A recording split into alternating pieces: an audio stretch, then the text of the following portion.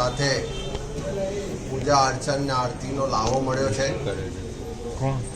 ભગવાન શ્રી રામના ચરણોમાં વંદન કરી પૂજન કરી એ સર્વના કલ્યાણની પ્રાર્થના પણ કરી છે।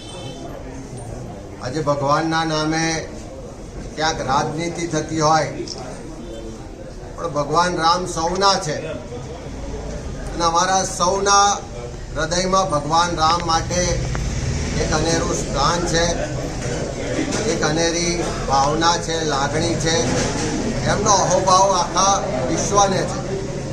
એવા સંજોગોમાં ભગવાન રામનું મંદિર, રામજી મંદિર અહીંયા અમદાવાદમાં હોય કે અયોધ્યામાં હોય કે આખા વિશ્વમાં કોઈ પણ ખૂણે હોય એ સૌના માટે પૂજનીય છે અને સૌ પોતાની યથાશક્તિ, એના સમય, એના સંજોગો મુજબ પોતપોતાની રીતે પૂજા અર્ચન વિધિ હંમેશા કરતા હોય।